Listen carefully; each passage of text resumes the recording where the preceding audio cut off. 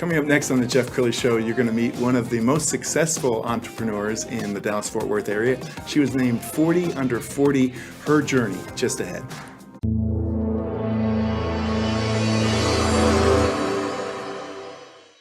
Many are predicting that the worst is yet to come, which is unfortunate, said one person here. Until now, they've enjoyed the reputation of being the nation's icebox. Watched a burglar in his home this morning by webcam. As a journalist of over 25 years, stories are what make my world turn. Reporting live from the Dallas newsroom tonight, Jeff Crilley, Fox 4 News. But in 2008, I took the jump from my familiar life and started a PR firm from my home. We're talking about anyone with a camcorder like the one I'm using becomes a television network. We started slowly growing the company, and we now have over 100 clients, and we've branched into the world of live digital broadcasting. I now own 8 different TV studios and have a huge team, and the stories that I now get to share are sometimes the most important of my life. Life has a funny way of coming around full circle. This is the Jeff Crilley Show. Well, I am so excited to tell you this next story of this entrepreneur who I am putting on a super pedestal. She's charming and brilliant, and she has an MBA, and she's leading one of the most successful sign companies, certainly in the Southwest, Indu Sanka. Thank you for coming on the show. Thanks for having me. Okay, so let's start with one. You were named DBJ 40 under 40. What does that feel like? It's a huge honor, and as an entrepreneur, you take a lot of levels of leap of faith throughout your journey. So a recognition like this is a validation of your efforts, and also when you look back, it allows you to feel good about the decisions you have made on the way. Absolutely. It makes it worth it. We're going to put on the screen the DBJ article when she was named, and I was so drawn to her because her journey is a story of humility, which she'll share in just a minute. But I want to boast about you because when we say you have a very successful sign company, some people might be thinking like a little sign in a parking lot. No, you're doing really big projects. So let's go ahead and roll some video. And while we're rolling the video, I want you to talk about, the pressure that's on you to get it right. The Pegasus project. I mean, you're working on some huge, iconic projects. What's that like?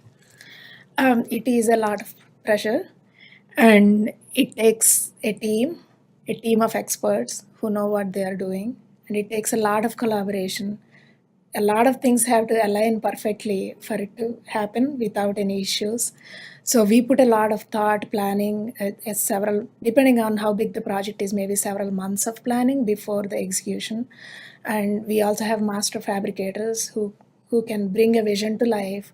So it starts from designers and our client experience managers who serve as consultants, and they do the surveys and they get all the details in place.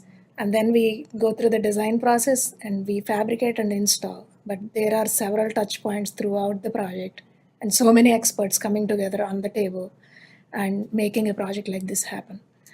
And also our partnership with the architects who are actually part of this project, and how closely we work together. And especially for the Pegasus project, we worked closely with GFF architects.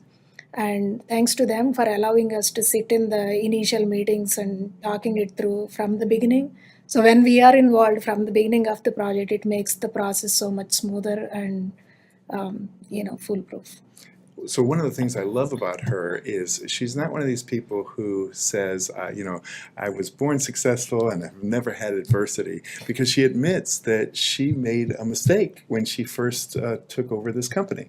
Yeah, I mean, I probably have made a lot of mistakes, but I don't regret any of them. They made, all the mistakes I made helped me be what I am today, right? So it's the journey that I enjoy and all the challenges I face along the way, so that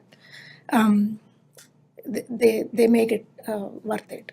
And so when you took over the company, there were just 5 employees, but they were not the right employees. Is that what happened? Yes. So I'll give you a little bit of background about why I even wanted to acquire a company. Sure. So I worked for a lot of different companies in corporate America for 12 years before I started running my own company. I had an MBA from SMU. And then I worked for Southwest Airlines for a couple of years after my MBA, and great company to work for. I have learned a lot of lessons from them, and a lot of the culture initiatives I do in my current company are inspired and learned from my career at Southwest. But I always used to come home with a feeling that I could do more, and I wanted to make a bigger impact and have control on my own destiny. And then I'm like, okay, so maybe I should run something on my own and see if that's what I really want to do.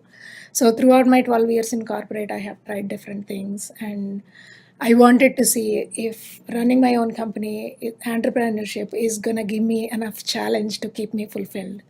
So I wanted to go buy a company that has one growth opportunity for me to take it to the next level.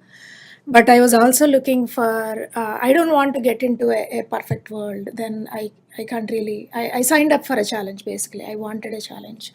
And I was, I was pretty naive in my decision, I would admit. The valuation of the company, I did it on my own. I didn't hire anybody. But I went through my MBA. I have done several cases of evaluating companies, and while I was going through the program, I did a professional MBA. So I was going to work in the morning and going to school in the evening. I had a toddler at home at that time, and I was also pregnant during my program. The first year of the program, I was pregnant, and the second year I had to take care of my newborn. But I still did great, and I was the valedictorian of my class. So with that comes that, okay, I got it, right? I can do the valuation. How hard is it gonna be? So that's the naiveness that you can see. And so I did the valuation, I think just within a few weeks, and I started running my company. My last day of Southwest to me running the new company, there is not even 2 weeks in between.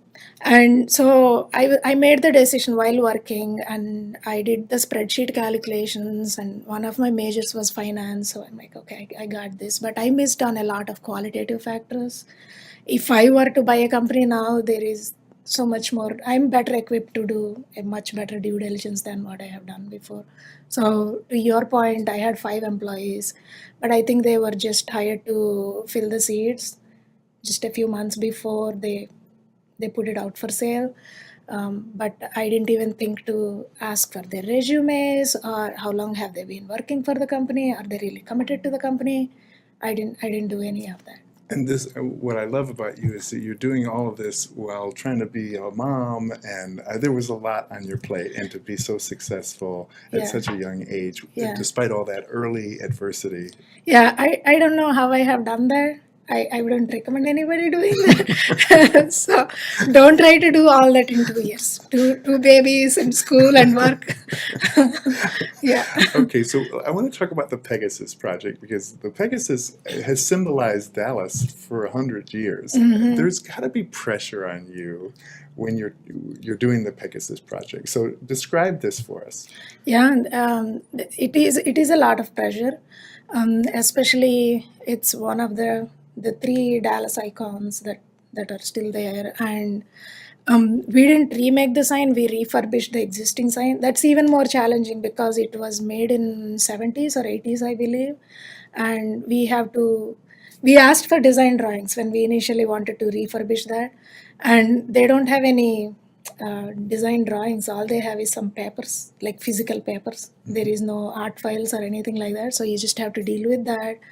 And that's why it took a lot of planning and coordination with both with the architects and within the internal team, and several surveys, getting on the rooftop, and using cranes and all this. And it's a very expensive ordeal every time you have to go up and do something. So install it. So you need to get it right the first time, right? Every additional trip you have to make, you're talking tens of thousands of dollars. So it's an expensive project. It's a prestigious project. We are so proud that we could pull it together. I remember seeing it on the news, and Yeah.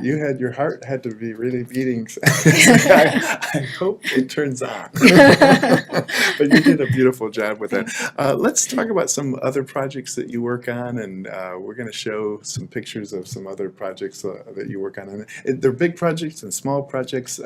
How do you approach new clients? How do you work with your clients?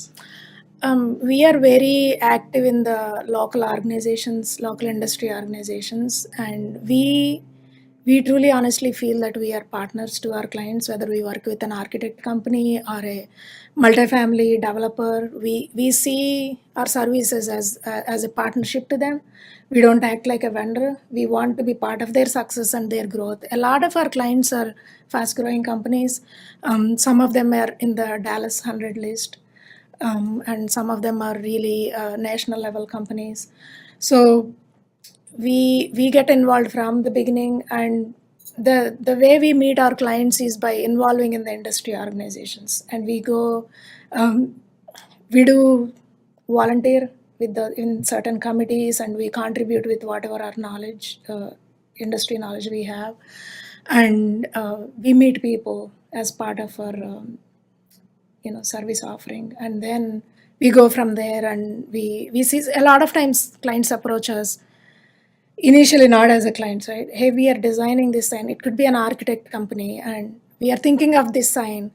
We want to talk to you and see if it's feasible to make it, right? We want to offer our expertise, and we want to offer that consultation. We don't charge for those, and we love offering our expertise to our potential clients or anybody in the industry. And then eventually, once they see our operation, once they see what we can bring to the table, they want to partner with us. Wow. I mean, there is no reason to not work with us at that point. Is it fun as you drive around town saying, I did that one, I did that one? Yeah, but it's not really me. I keep hearing that from my team a lot. Hey, I fabricated that sign. I have designed that sign. Especially for designers, it's so fulfilling to see their vision come to life.